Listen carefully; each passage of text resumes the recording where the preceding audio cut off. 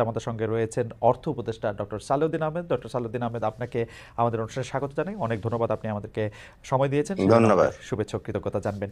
আমরা একটি আমরা আমরা আমরা একটি প্রশ্ন আপনার কাছে করতে চাই যে আপনি জানেন যে এটা বলা হচ্ছে যে শেখ হাসিনা সরকারে যখন শেখ হাসিনা ছিলেন প্রধানমন্ত্রী, তখন প্রতি মাসে 1.33 বিলিয়ন ডলার অর্থাৎ বছরে 16 বিলিয়ন ডলার বিদেশে পাচার হয়েছে।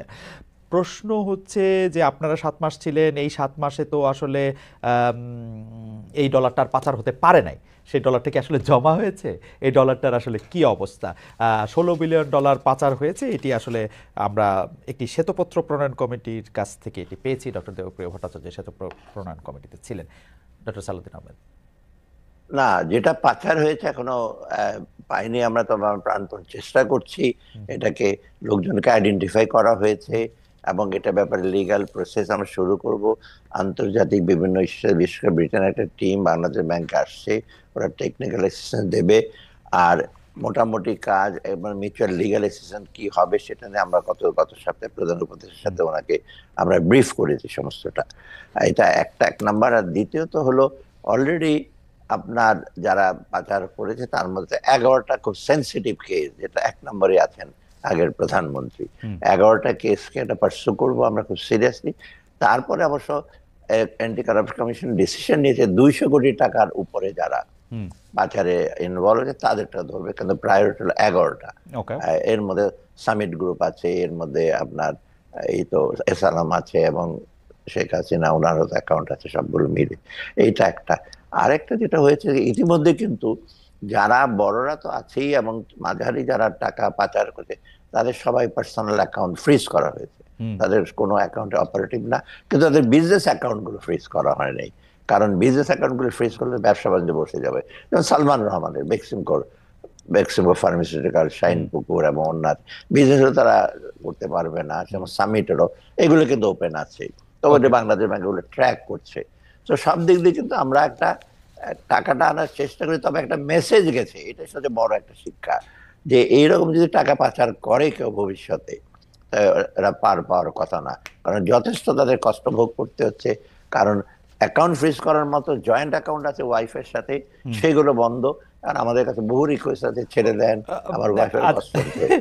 না, এটা ইন্টারেস্টিং, কিন্তু আমি আমি আরেকটা জিনিস একটু জানতে চাই যে যদি এই 7 মাস টাকা পাচার বন্ধ থাকে, অর্থাৎ এই 7 মাসে ওই হিসাবে 9.31 বিলিয়ন ডলার বাড়তি জমে যাওয়ার কথা, এটাকে আসলে আমরা এরকম সরলঙ্ক করতে পারবো যেহেতু পাচার হয় না? না না না, সরলঙ্ক করা যাবে। কারণ এখন হয়েছে কি জানে, যেটা পাচার হয়ে গেছে সেটাতে কিন্তু চলে গেছে, এবং আপনি দেখবেন রিজার্ভ যায় 42 বিলিয়ন থেকে কত নেমে আসছে। কিছু বিক্রি করছে, তারপর এখন 20-এর মধ্যে আমরা কোন রকমে রাখছি।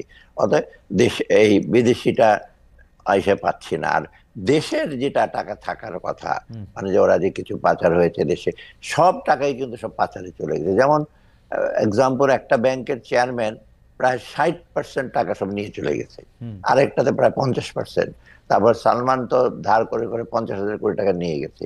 আবার এই টাকাগুলো এখন ডিফিকাল্ট কোথায় আছে হদিস, বিশেষ করে তাদের সাঙ্গপাঙ্গ। এটা হয়েছে কি, এগুলো ডিস্ট্রিবিউটেড হয়ে গেছে, এটা কিন্তু মেইন স্ট্রিমে আসছে না।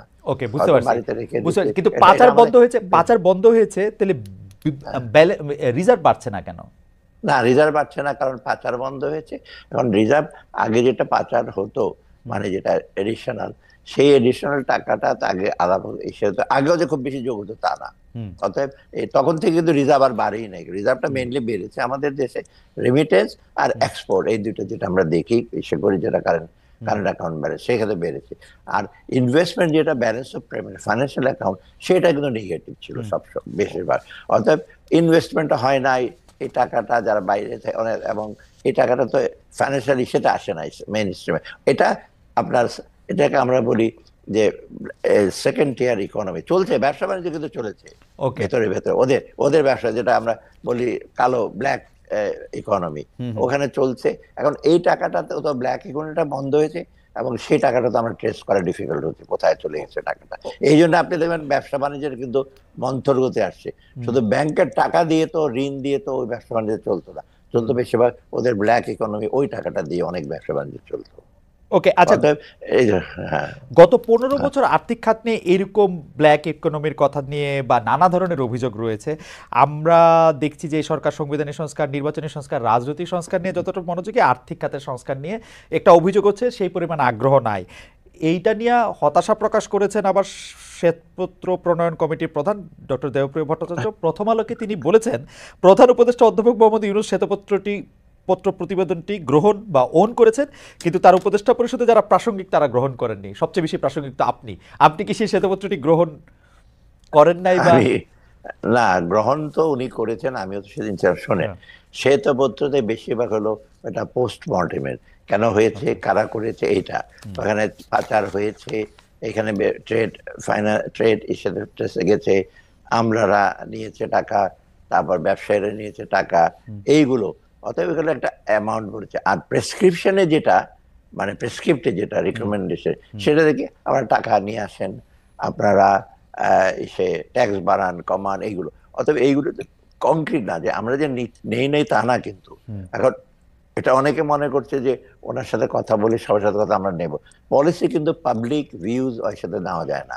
আমরা নিয়েছি কগনিজেন্সে, এবং অনেক, আমি ফাইন্যান্স মিনিস্টার একটা জিনিস আমি বলি, আমি তো কম কথা বলি, ভেতরে ভেতরে কিন্তু অনেক অ্যাকশন না হচ্ছে। এটারই চিহ্নটা আপনি দেখবেন, এই রোজার মাসে এবার সবচেয়ে স্থিতিশীল। এটা কি হঠাৎ করে চলে আসছে নাকি? তারপর ব্যাংকগুলি মোটর ফিরে আসছে, ইসলামী ব্যাংক যেমন টার্ন অ্যারাউন্ড করছে। অত হচ্ছে, ওদেরটা যে নেই না এটা ঠিক না। ওরা যেটা চেয়েছিল বা মনে মনে চেয়েছিল যারা শহীদ ইকোনমি, ওদেরকে নামে একটা টাস্ক ফোর্স করি।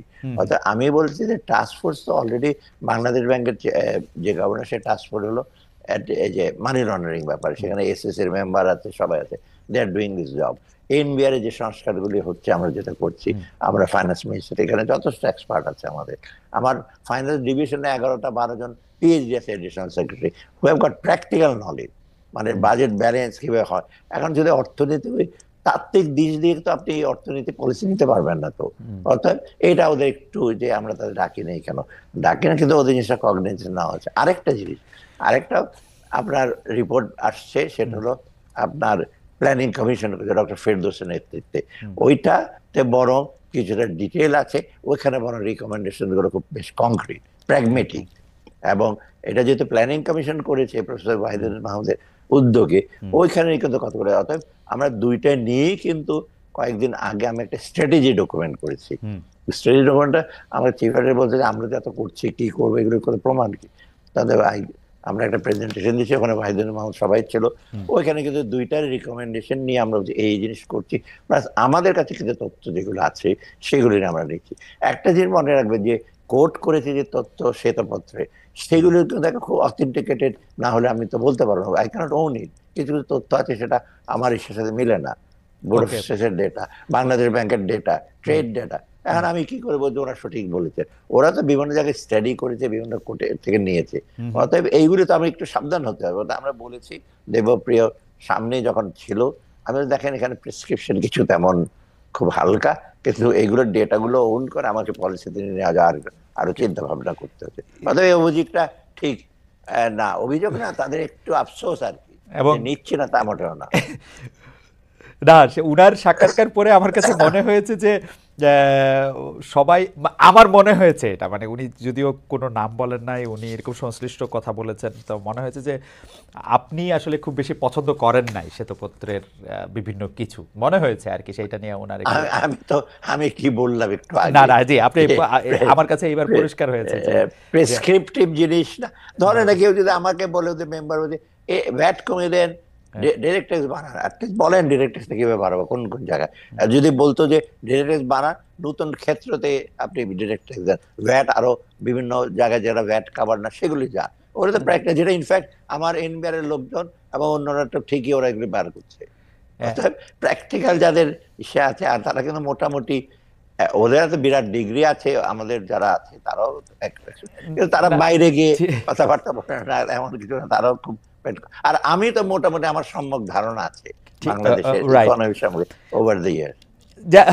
আমি একটু পরের প্রসঙ্গে যাই, যে সেটা হলো যে আপনার সরকার শুরু থেকেই এটা বলছে যে 15 বছরে যথেষ্ট পরিমাণে লুটপাট হয়েছে। আসলে এটা বলার কিছু নাই, এটা একদম স্পষ্ট এবং আঙ্গুল ফুলে মানুষ কলা গাছ হয়। আওয়ামী লীগের লিডারদেরকে আমরা আঙ্গুল ফুলে মানে বট গাছ বা বাওয়াব গাছও আসলে হতে দেখেছি। হাজার কোটি টাকা পাচার হয়েছে, এটা ঠিক। দেশে বিদেশে সূচক টেম্পারিং করে আওয়ামী লীগ সরকার অর্থনৈতিক অগ্রগতি দেখিয়েছে, কিন্তু ফ্যাক্ট রিমেন্স ওরা এলডিসি থেকে উত্তরণের 2টা সূচকে কোয়ালিফাই করেছিল। এবং আপনার সরকারও বা আপনিও আপনারা বৈঠক করে আপনারা ঠিক করলেন 2026 সালে আসলে এলডিসি থেকে উত্তরণ করবে। এটা কি আসলে প্রকারান্তরে আওয়ামী লীগ যে অর্থনীতিটাকে ঠিক পথে রেখেছিল, যদি আমি জাতীয় বা বেষ্টিক অর্থনীতির কথা বলি, এইটা প্রমাণ করে কিনা? এইটা আমি বলি শুধু আওয়ামী লীগটা ধারাবাহিক রাখবে। আমি সবসময় বলছি 53 বছরে কিন্তু বাংলাদেশের অনেক চড়াই উতরাই পেরিয়ে কিন্তু মোটামুটি কিন্তু একটা সন্তোষজনক উন্নতি হয়েছে, এটা অস্বীকার করার উপায় নেই। কিন্তু একটা পার্টিকুলার সরকারের জন্য না, এটা ধারাবাহিক ভাবে।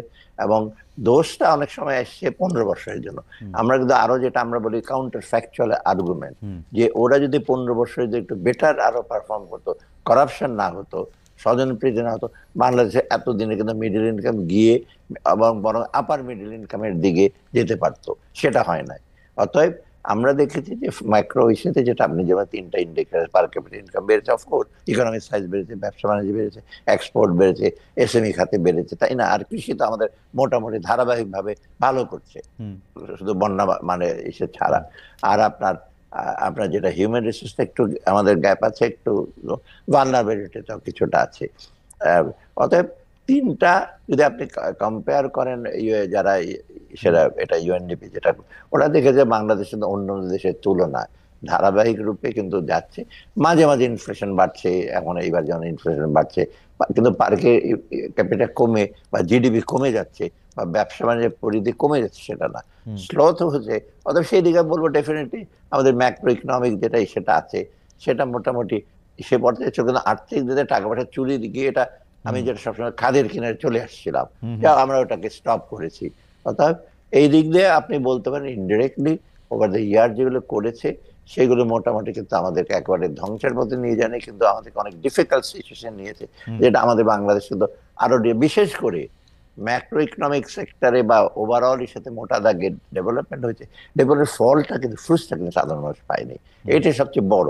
এই বৈষম্যের জায়গায় যেটা হয়েছে, আপনি রিলেটিভলি গরিব লোকেরা তাদের কিন্তু সেরকম ভাবে তাদের আয় বাড়েনি, মুসলিমেও কিছু লোকে, আবার রিজিওনালও ডিসপ্যারিটি হয়েছে।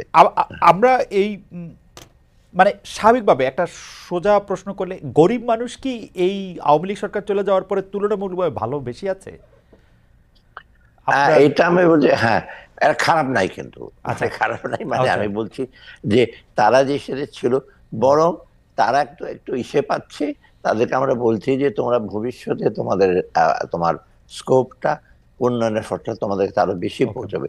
এই জন্যই কিন্তু আমরা চেষ্টা করছি তাদের সোশ্যাল সেক্টর, তাদের জীবিকাটার উপর, শুধু পার ক্যাপিটাল ইনকাম, শুধু জীবিকা না, এবং কোয়ালিটি অফ লাইফ, এটাকে বাড়াবার জন্য। এটা কিন্তু আমরা সচেষ্ট হচ্ছি বিভিন্ন জায়গায়।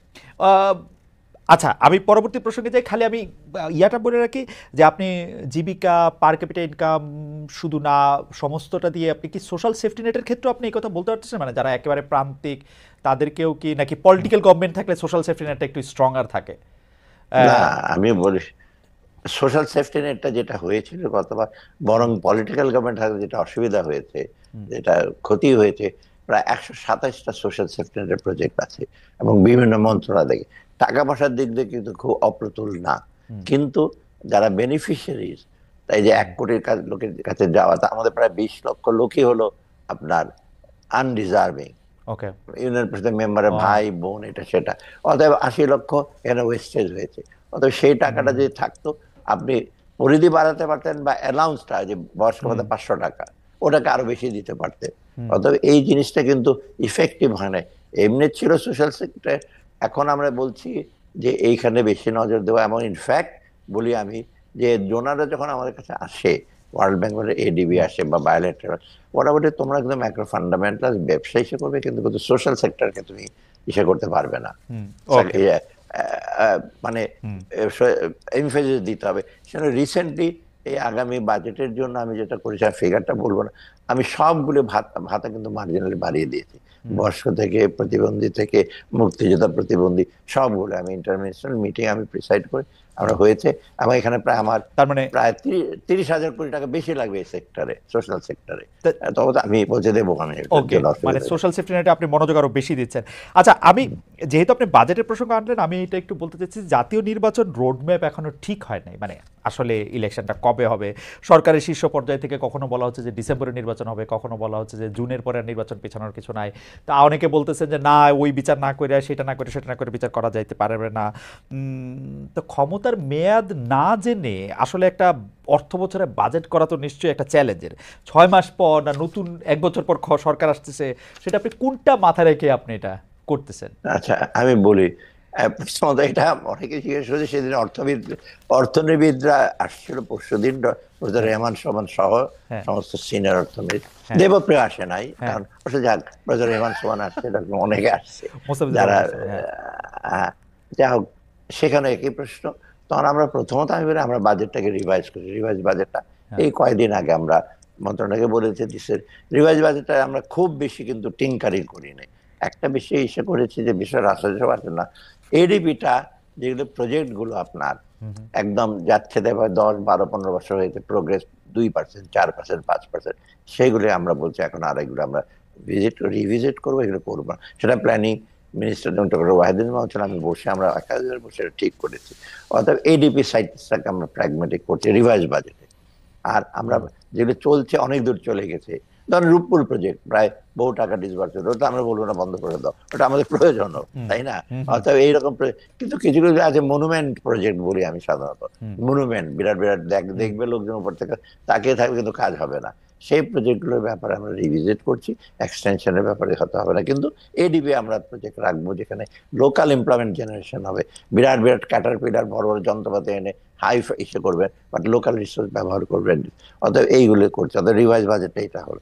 সামনের বাজেটটা চ্যালেঞ্জ, যেটা আপনি বলেন, অলরেডি তো আমরা সেটা একটা রূপরেখা আমরা হুম, প্রেজেন্ট করেছি কয়েকদিন আগে ফ্যাট বাজারের কাছে। মেইনলি হলে আমাদের কতগুলো চ্যালেঞ্জ আছে এখন। হুম, একটা হলো মূল্যস্ফীতির ব্যাপারটা, হুম, তার মানে both supply side, demand side. Monetary policy demand সাইডে করছে, but that is not enough supply সাইডটা। এটা দেখতে পাচ্ছেন, আমি ট্যাক্স কমিয়ে দিয়েছি এসেনশিয়াল প্রোডাক্টে, হুম, ইভেন বাড়িতে আছে আজকে 50,000 মন চাল, হুম, 20,000 মন মসুর ডালানোর জন্য আমরা পারমিশন দিয়েছি। অতএব এইগুলোতে একটা চাপ পড়ছে আমাদের মধ্যে, অতএব এইটা আমার বাজেটে কিন্তু এই প্রভিশনটা রাখতে হবে। হুম, দ্বিতীয়ত হলো আমাদের আরেকটা ইস্যু হলো কর্মসংস্থান করা। হুম, কর্মসংস্থান করতে হলে তো আমার যেতে হবে, বিগ ইন্ডাস্ট্রিতে আছে, কিন্তু অন্য হচ্ছে যারা বসে গেছে, যারা বিভিন্ন কারণে হয় না, যারা করাপশন না, কিন্তু অন্য কারণে ম্যানেজমেন্ট প্রবলেম বা হুম, ডিস্টারবেন্স হচ্ছে। অনেক সময় দেখা যায় যে 15 বছরে যারা রাজনৈতিক ছিল, তার প্রতিপক্ষের বড় বড় ইন্ডাস্ট্রিতে কাজ করতে তারা দেয় নাই, বন্ধ করে দিয়েছে গ্যাস, বা লেবারের আনরেস্ট করতে বন্ধ হয়েছে, সেগুলো বাংলাদেশ ব্যাংকের চেষ্টা করছে ব্যাংকের মাধ্যমে। এইটা একটা থাকবে, যে প্রাইভেট সেক্টরকে ওকে। উজ্জীবিত করা, এটা একটা বড়। সেখানে সাথে কিন্তু আমাদের রিলেটেড হবে ট্যাক্স পলিসিটা, ট্যাক্স। আমার আমার একটা মানে আপনার কথা শোনা তো আসলে অনেক বেশি মানে ইনফরমেশনও ইয়াও জানা যায়, মানে বিষয়গুলি বোঝাও যায়, কিন্তু আমি একটা সরল সরল বিষয় আপনার একটু দৃষ্টি আকর্ষণ করতে চাই। আপনার কাছে কি মনে হয় একজন অর্থনীতিবিদ হিসেবে, এতদিন ধরে আপনি নানা পজিশনে আপনার বিশাল বিশাল আপনি দায়িত্ব পালন করেছেন বাংলাদেশে, আপনার কাছে কি মনে হয় প্রফেসর ইউনূসের সরকারের মতো একটা সরকার থাকলে দেশের অর্থনীতির চালিকা শক্তি বা দেশের অর্থনীতির যে জোর সেইটা বাড়বে, নাকি একটা পলিটিক্যাল গভর্নমেন্ট আসলে সেটা একটু সহজ হবে? মানে আপনার হোয়াট ইজ ইউর টেক? যেমন আপনার সাথে যখন কথা বলতেছি তখন অনেকে বলতেছেন যে আমরা মনে করি যে প্রফেসর ইউনূসের সরকার অনেকদিন থাকা উচিত, অনেকে আবার মনে করতেছে না, আসলে পলিটিক্যাল গভর্নমেন্ট না আসলে অর্থনীতিটার মধ্যে যেটা হচ্ছে জোর পাওয়া সেইটা পায় না। আপনি কি মনে করেন আসলে? হ্যাঁ, আমি এটা এটা প্রায় আমাকে প্রশ্ন করে। তা আমি বলি পলিটিক্যাল গভর্নমেন্টের বিকল্প নেই, এটা আপনি জানেন, হুম, এটা তো ডেফিনেটলি হুম, আসতে হবে ইলেকশন। তবে পলিটিক্যাল গভর্নমেন্টের আমাদের যে এই গভর্নমেন্টটা যখন ইন্টারিম গভর্নমেন্ট, আমাদের হলো, আমাদের যারা আছি, হুম, আমাদের কোনো রাজনৈতিক অভিলাষ নেই, আমাদের কোনো এজেন্ডা নেই। হুম, কিন্তু পলিটিক্যাল গভর্নমেন্টে আগের বার দেখছি প্রত্যেকে কিন্তু ব্যাংকের মালিক, ইন্ডাস্ট্রির মালিক, এমপি এবং বিভিন্ন জায়গায়, অর্থাৎ ওদের একটা নেক্সাস ছিল। সাধারণ মানুষ এটা কিন্তু, ওরা অনেকে বলে অলিগার হুম, আদার, অনেক কিন্তু কোনো চান্সই পায় না। কিন্তু এটাতে এটা নাই। অতএব একটা সুবিধা কি, আমরা ওইটাকে আস্তে আস্তে আমরা ভাঙতে চেষ্টা করছি, এটা হুম, ডেফিনেটলি আমরা করব। তবে এখন কিছু কিছু জিনিস আছে আমার মতে, যেটা কিছু আমি যেটা সবসময় বলি, আমার কিছু কিছু জিনিস ইমিডিয়েটলি আমরা করব, হুম, এবং সবগুলো জিনিস হয়তো আমরা ডিসেম্বর শুরু করে দিয়ে যাব, হুম, কিন্তু আমরা ছাপ রেখে যাব, ফুটপ্রিন্ট। এবং এটা ওকে। কালকে ওদিন ইকোনমিস্টরা বলেছে তোমরা একটা ফুটপ্রিন্ট রেখে যাও, তোমরা সব ইমপ্লিমেন্ট করতে পারবে না। হুম, এবং সেটা সিলেক্টিভ জিনিস দেখছি, বড় বড় এই যে ধরেন ব্যাংকিং আইন সংস্কার হুম, বা আরো বিরাট বিরাট সেগুলো এগুলো করা অনেক সময়ের ব্যাপার, এগুলো অতএব পলিটিক্যাল গভর্নমেন্ট সেটা করতে পারে। তবে পলিটিক্যাল গভর্নমেন্ট এসে যদি আমাদের যদি পজিটিভ কাজগুলো যদি ওরা না ক্যারি আউট করে বা নিয়ে সামনে না যায়, তবে কিন্তু আরেকটা ডিজাস্টার হবে। কারণ পলিটিক্যাল ওকে। গভর্নমেন্ট অনেক রকম থাকবে। আমরা চেষ্টা করছি, আমি সেজন্য বলি, আমি অনেক তাদের পলিটিশিয়ানদের সামনেই বলছি, বিশেষ করে বিএনপির পলিটিশিয়ানদের সামনে, হুম, যে আমরা একটা ফুটপ্রিন্ট রেখে যাব। সবটা হয়তো করতে পারবো না, কিছু কিছু ইমিডিয়েটলি, যেমন হুম, এনবিআর সেপারেশন করব। তারপর বাংলাদেশ ব্যাংকের ব্যাংক রেজুলেশন একটা অ্যাক্ট হবে কয়েকদিন হুম। পরে, অ্যাসেট গুলি কিভাবে রেজুলেট করা রাখবে, কোন ব্যাংক থাকবে না, এগুলো কিন্তু এর মধ্যে ডিসেম্বর মধ্যে আমরা শুরু আচ্ছা। করবো। এবং প্রফেসর ইউনূসও বলছে যেটা আমরা এটা করতে হবে। এগুলো বাকিগুলো আমরা করতে হয়তো একটু আ- সময় লাগবে, সেগুলো আচ্ছা, সেগুলো হয়তো আগামী গভর্নমেন্ট করবে। ধরেন স্যার আপনার সঙ্গে আমার একটা পরিচয় আছে। দেখেন, এই হুম, পরিচয়টা যদি আওয়ামী লীগের অর্থমন্ত্রীর সময় আমার সঙ্গে থাকতো এবং আমি যদি একটা দুষ্ট লোক হইতাম, তাহলে আমি হয়তো ব্যাংকের থেকে টাকা নিতাম এবং সেটা আমার ফেরত না দিলেও হইতো, বা আমি আরেকটা প্রজেক্ট নিতাম যে প্রজেক্টটা আমার কাছে যাইতো, সেটা হইতো। সেইটা এখন আপনি আছেন, কেউ এটা করতে পারছে না, আমি এইরকমই শুনি। ডক্টর মোহাম্মদ ইউনূস আছেন, তিনি এইসবের মধ্যে নাই, সেজন্য তিনি প্রধানমন্ত্রী শেখ হাসিনার মতো টাকা কামাতে পারছেন না বাজার করতে। কিন্তু ঘটনা হচ্ছে আপনারা যখন আসেন তখনও কি এগুলি বন্ধ হয়েছে আসলে? কেউ বিএনপি, কেউ জামায়াত, কেউ সমন্বয়ক, কেউ বৈষম্য বিরোধী ছাত্র, ইদানিং জানাপা করে তো টাকা এরকম করছেই, মানে এগুলো হচ্ছে আমাদের কাছে খবর স্যার। তো আপনি কি এটাকে কিভাবে দেখেন, মানে যেই কারণে আপনাদের আপনাদের নাইলে কোনো লক্ষ্য নাই, কিন্তু হুম, কিন্তু হুম। কিন্তু কিন্তু কিন্তু ফুটোটা তো রয়েই যাচ্ছে চৌবাচ্চায়। বেশ। না, এটা আমি বলি এই প্রসঙ্গে, জি। এটা আমরা দেখি আমাদের জিনিসগুলো, আমাদের গুড ইন্টেনশন আমরা যেগুলো করতে যাচ্ছি এগুলো কিন্তু খুব কন্ট্রোভার্সিয়ালও না। হুম, যেমন ব্যাংকের খেলাপি না দেয়, ট্যাক্স স্টেশনটা ইসে করা, তারপর রেভিনিউটা আরো জেনারেট বেশি করা, গরিব ট্যাক্সে বেশি না দেওয়া, এইগুলো আমরা চেষ্টা করি, কিন্তু এগুলো আমাদের কাজ করতে তো দেওয়া হচ্ছে না। মানে বাধা, আপনি একটা বাধা হলো, হুম, আপনি একটা এক্সটার্নাল তো বাধা আছেই, নানা রকম আমাদের হুম, সম্বন্ধে নানা রকম প্রচার, এবং দেশের ভেতরে একটা কিছু করতে গেলেই with due respect to the press, hmm, তারা ঝাঁপিয়ে পড়ে পজিটিভ দিকটা না দেখে নেগেটিভ, ওটা নেগেটিভ এটা করছে, অথবা এটা, যেমন আমি এনবিআর সংস্কার সংস্কার করবো, দুইটা ভাগ করবো পলিসি, কারণ এনবিআর ভিতরে নানা রকম কারাপশন আছে। হুম, যে পলিসি করে সে আবার জাজমেন্ট দেয় যে না, আমি তুমি এত টাকা না দিলে তো আন্ডার দ্য হুম, টেবিল করে। এটা নিয়ে আবার অনেক লেখালেখি হচ্ছে, এই দুই ভাগ করে কি লাভ হবে। আমি দিন পড়লাম, ওরা যে সময় আর্গুমেন্ট দিয়েছে, অতীতে অনেক হয়েছে এরকম, হুম, ভাগ করেছে। তার মানে ওদের দেয়ার অ্যাডভোকেটিং যেগুলো যেন না করি। তা আমিও তো নাথিং ডুই, ওই যাই লেখক ওরা, কেউ সাংবাদিক কি লিখেছে, মানে ওয়েল ইনফর্ম না, হুম, পুরোনো একটা কাগজে ঘোরাঘুরি করছে। অতএব এই জিনিসটা যেটা বলি আমি, যে ওরা তো থেমে যায় নাই, হুম। এবং যারা করাপশন করার ভেতরে ভেতরে এখনো করছে। এবং এখানে একটা প্রবলেম, ওরা সিস্টেমটা কিন্তু এখন নষ্ট হয়ে গেছে। ট্রান্সপারেন্সি অ্যাকাউন্টেবিলিটি না থাকে তো হয়েছে কি, যারা করছে তারা তো এখনো আছে, আমরা তো সবকে বদলাতে পারি না, নাই কিন্তু তো। স্যার আমার প্রশ্ন হচ্ছে নতুনরা আসছে কিনা। মানে ইসপের একটা গল্প ছিল না যে আমি ওই পারে গেলে ওই পুরনো যোগগুলি আমি পা থেকে সরাবো না, কারণ নতুনগুলি আসলে আবার নতুন করে খাইতে শুরু করবে। এখন নতুনরা আসছে কিনা, বিএনপি, না, জামাত, সমন্বয়ক, ছাত্র। হ্যাঁ, তাদের ইনফ্লুয়েন্স এখন আছেই, হুম, সেটা বেশি বিস্তারিত না করব। হ্যাঁ, তারা বলছে ওখানে গেলে ভালো হয়, এই ব্যবসাটা এইবার, এবং তারা কিন্তু কিছু কিছু জিনিস অ্যাডভোকেট করছে, যেটা আমি বলবো যে দেশের স্বার্থে করছে কতটুকু জানি না। হুম, যার যার নিজের পরিচিত, আমি যেটা বললাম যে হ্যাঁ। আপনি বললেন তার সাথে এই পরিচয়, তখন এটা বলে যে এটা করে, তখন আমি বুঝতে পারি হঠাৎ করে উনি কেন এই সমস্ত কথাবার্তা তারপরে বলছেন। এগুলি স্যার শুনেন, বলতে মানে পারে এগুলি শুনতে হয়, মানে না, এগুলি আপনারা না, কি না, করেন? না, আমি শুনি। আমি মোটামুটি আমি অ্যাক্সেসিবল, আমাকে হ্যাঁ, অনেকে বলে স্যার এর আগে ফাইন্যান্স মিনিস্টারের কাছে হ্যাঁ, আসতো, হুম, আসাটা ইম্পসিবল ছিল, হুম, হুম, আসতেই পারতো না। হুম, কারণ লোটাস কামাল তো অফিসে আসতেন না, হুম, 4 বছর আসেনি। হুম, বাট এর আগে যেটা ছিলেন, এগুলো তো আসতেন, আমি শুনি। হুম, শোনার পর আমি বলি আচ্ছা দেখবো, মাঝে মাঝে আমি বলি যে না, এটা কমপ্লিট মোটামুটি শুনি। কিন্তু ওই যেটা বললাম যে ওই লোকগুলো আছে, সিস্টেমটা ওই রকম আছে। আরেকটা সবচেয়ে বেশি আমরা অনুভব করছি এখন, ল্যাক অফ প্রপার কোঅর্ডিনেশন। কোঅর্ডিনেশনটা মানে কি, আপনি ধরেন বাংলাদেশ ব্যাংক একটা পলিসি নিয়েছে, গভর্নর একটা পলিসি হুম, নিয়েছে, ফাইন্যান্স মিনিস্টার একটা নিচের লেভেলে অনেক আছে, সে আগের স্টাইলেই চিন্তা ভাবনা করছে, ফাইল হয়তো আর 10 দিনের জায়গায় 20 দিন রেখে দিচ্ছে, এটা আমরা টের পাচ্ছি। হুম, অতএব সেটা মাঝে মাঝে আমি গভর্নরকে বলেছি, সে এখন বাইরে থেকে ছিল অনেক দিন, সে এতটা নুয়ান্স বুঝতে পারে না। এবং অন্য জায়গায় আমার মন্ত্রণালয় আমারটা একটু কম হয়, কারণ আমি অলওয়েজ ফলো আপ করি। অন্য জায়গায় অনেক ফাইল। আজকেও আমি একটা পারচেস কমিটির মিটিং, আমি তো চেয়ারম্যান ওটার, হ্যাঁ হ্যাঁ কতগুলো প্রজেক্ট, আমি ওর কাছে একটা ভালো একটা তথ্য দিল যে কতদিন লেগেছে এই সমস্ত প্রসেস করতে, টেন্ডার ডকুমেন্ট সাবমিট করতে, টেন্ডার ইসে করতে। বাধা ধরনের আছে যে 28 দিনে করবে, টেন্ডার ডকুমেন্ট আনতে সেটা লাগছে 2 মাস, টেন্ডার অ্যাপ্রাইজ করতে লাগছে 1 বছর, সেটা 30 দিনে করার কথা। তারপর এটা মন্ত্রণালয়ে গেছে, মন্ত্রণালয় থেকে সেটা আসবে পারচেস কমিটিতে, সেখানে যেখানে 6-7 দিন লাগার কথা সেখানে লাগছে 2 মাস। তাই একটা আমি বললাম যে এটা কি, কয়েকটা মন্ত্রণালয়ের মধ্যে এটা তো আমরা দীর্ঘসূত্রিতা আগে। এখন আমি বলেছি এগুলো করলে কিন্তু আমি কোনো প্রজেক্ট, আমি কোনো পারচেস কমিটিতে পাস করবো না। অর্থাৎ এগুলো তো চলছে এখনো একই একই লিগেছে। একই স্যার, এইটাই সবচেয়ে বেশি হতাশার। অনেকে আমাকে বলে যে, বা আমাদের বলে যে আমরা কি এই সরকারের প্রতি একেবারেই ক্রিটিক্যাল না, অনেকে আবার বলে আমরা অনেক বেশি ক্রিটিক্যাল। কিন্তু আমরা মাঝে মাঝে হতাশ লাগে যে আপনারা এতগুলি ভালো লোক একসাথে, তারপরে এই জিনিসগুলি চলতেছে, এইটা আপনাদের কাছে কেমন লাগে? মানে এটা আপনাদের কাছে একটা না পানিশমেন্ট পানিশমেন্ট লাগে কিনা? না না, এটা তো আমাদের অনেক অনেক অ্যাডভাইজারে তো চায় না। ওয়াহিদুল মাহমুদ সাহেব এডুকেশন ছেড়েই দিলেন। হ্যাঁ আমি মাঝে মাঝে বলি যে কি আর এগুলো, মানে অনেক সময় মনে হয় কি, এটা কাজ করে যদি কিছু কোঅপারেশন পান এবং ফলটা যদি পান, তো একটা মনে হয় আর একটু করি। তো মোটামুটি কিন্তু খারাপ না, একেবারে যে পজিটিভ না। যেমন আমি বলি ইনফ্লেশন কমেছে, বাজারে মোটা চালের দাম বেড়েছে, এখন বড় বড় না সরু চালে, সরকারের চালের বাজারে সস্তে, কিন্তু চালের দাম কমে।